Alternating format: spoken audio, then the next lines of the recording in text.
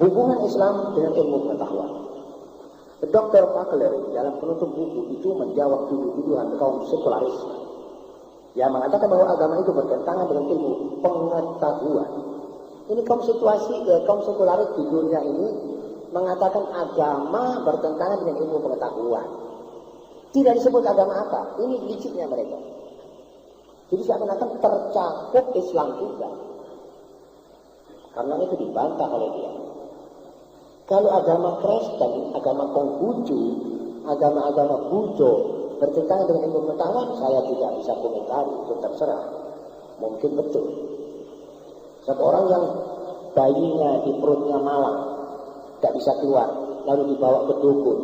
Dukunnya ngasih timbang dan jamuan-jamunan minta disembelihkan wedhus telurnya ireng, dikasih kain putih, disuruh bawa keris ke Soko, disuruh nginep di kuburan. Itu orang tidak semakin waras, itu bisa mati anaknya. Ini bertentangan dengan ilmu pengetahuan. Kalau ilmu pengetahuan, Islam mengatakan pergi rumah sakit operasi ya. Ada tuh satu dokter spesialis, dia diputer itu anak kembali ke tempatnya yang sebenarnya. Itu ajaran Islam. Ini scientific, ini ilmiah ini. Kenapa kita mesti katakan bertentangan dengan ilmu pengetahuan? Nah kalau yang tadi itu, kami tidak tahu bagaimana. Itu terserah saja, tapi jangan dikebiak-uyak. Dikatakan bahwa agama itu bertentangan dengan ilmu pengetahuan, itu saudara tidak tahu semua apa. Saudara harus khusus mempelajari Islam. Tidak mungkin Islam bertentangan dengan ilmu pengetahuan. Orang tadi saya katakan ilmu pengetahuan ini masih belum apa-apa dari hasil Al-Quran punya penemuan ilmu pengetahuan. Begitu kira-kira. Jadi jangan kesusu. Tapi umat Indonesia kemana-mana sekarang sudah dianggapnya, kepingin dianggap orang intelek itu kalau bilang, wah jangan pakai agama, sudah kita bicara dengan utek. Katanya uteknya juga tidak dipakai. Orang sekarang kan mendewakan akal. Mana hasil akal ilmiah yang digunakan? Katanya minta ilmu pengetahuan. Ya kita sekarang pakai ilmiah saja. Baik. Coba saya mau tanya. Ilmiahmu kan mengatakan bahwa khamar itu berbahaya. Minuman keras itu kan berbahaya. Ya betul. Lah kok kamu benar? Kok undang-undangmu membolehkan? Ilmiahmu kan mengatakan bahwa rokok itu menyebabkan kanker. Iya betul. Lah kok semua advertensi yang ada di strat-strat di kampung-kampung itu advertensi rokok, segala jarum, segala peniti, segala macam-macam itu. Kenapa kamu biarkan? Gudang garam, kurit, sedap, wangi, membawa ini, membawa bahagia, itu palsu. Bagaimana kamu ilmiahmu ketaruh mana di sini? Kamu kan tahu bahwa berzina itu membawa penyakit. Iya betul. Apa kamu anggap zina itu sehat? Tidak. Lalu kamu benarkan itu zina? Jadi ilmiah juga sudah tidak digunakan. Ini free case. Dia sudah keluar segala real. Akhirnya dia ketemu hawa nafsu. Dia jalan atas hawa nafsu. Satu contoh. Itu Yahudi internasional mempunyai sekt integral. Syaitanisme itu hanya berpusat kepada Yahudi dan Salib. Itu Iran. Di Iran waktu itu orang perempuan dipastikan kembali kepada aturan Islam memakai cadur atau kudu. Itu perempuan-perempuan menerima. Hanya ada beberapa butir perempuan yang belajar dari Paris, yang hidup di tepi sungai Seine, atau belajar di gereja Notre Dame du Centris di Paris. Itu perempuan uteknya utek barat, gak mau hubungan untuk mengorganisir ini supaya membuat demonstrasi. Seorang Yahudi namanya Simone de Beauvoir dari Prancis. Ini mengirim istrinya namanya Sartre, Nyonya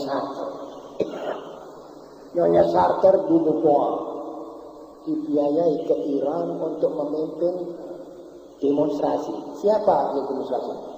Yang hadir seluruh demonstrasi itu 5.400 orang tok perempuan. Buka pakai UKNC, tidak mau kami turut Khomeini. Kami ingin terbuka, kami ingin bebas, kami ingin tidak mau dikungkung. Dan ini yang organisir Sartre ini. Sudah keluar kira-kira 1 juta kurang sedikit perempuan. Semuanya kudungan dan mengatakan, terima kasih ya Khomeini, engkau kembalikan kami kepada ajaran Allah. Dan semuanya pakai kudung, tidak kelihatan cuma mukanya tok. Sesudah itu satu perempuan menjawab, Sartre, seorang Yahudi tua keparat, orang tua kalau dia bilang, kamu datang ke sini ini alasanmu apa? Alasanmu demokrasi. Kamu palsu.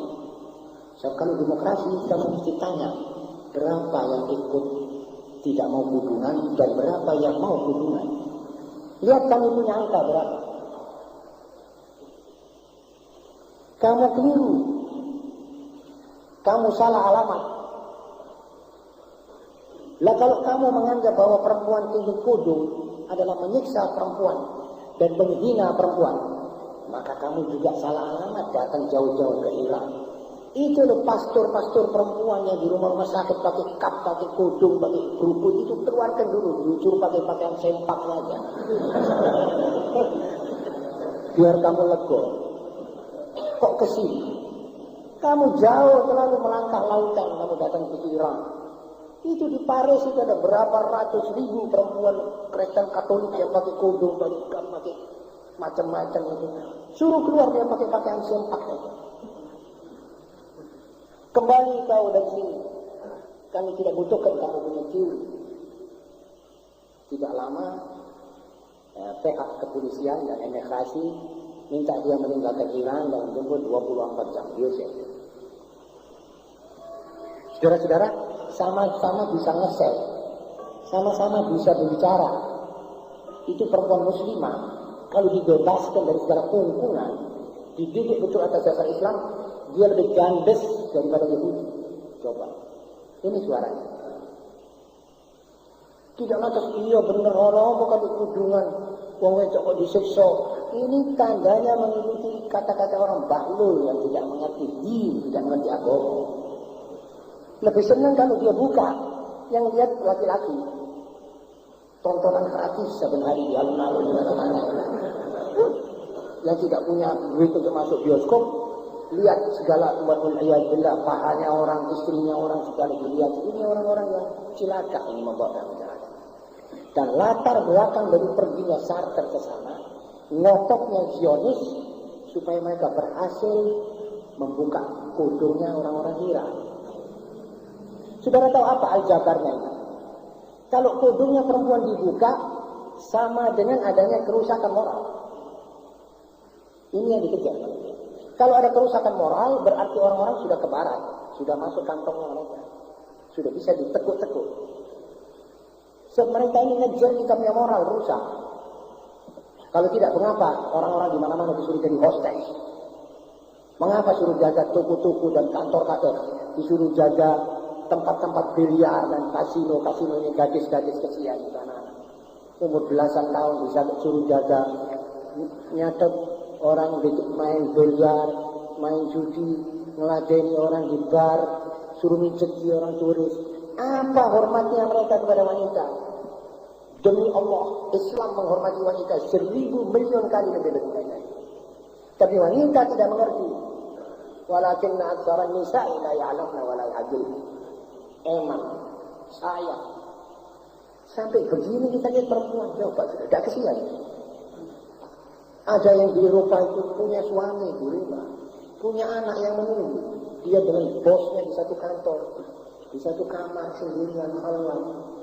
Akhirnya ini perempuan tidak mau sama suaminya, dijek-jek rumah tangganya orang, akhirnya pegatan dengan istrinya. Akhirnya istrinya tidak juga diambil oleh bos itu sebab dia sudah punya istri. Dan begitulah keadaan Eropa, sampai nanti akan saya keluarkan buku, saya akan bawa satu buku lagi tentang seorang perempuan bilang, kembalikan kita ke rumah tangga, cukup. Kami sesat. Tunggu saja saudara, jangan khawatir. Wahai ibu-ibu kaum perempuan, jangan saudara kepencut dengan aturan barat. Sebentar lagi mereka akan tobat. Jangan lagi kamu kesungguh. Lebih baik kita di rumah tangga, mengatur kita di rumah tangga yang baik, yang akhlaknya, yang aturannya, yang toto kromonya baik. menurut apa yang difirmankan oleh Allah dan Rasulullah SAW.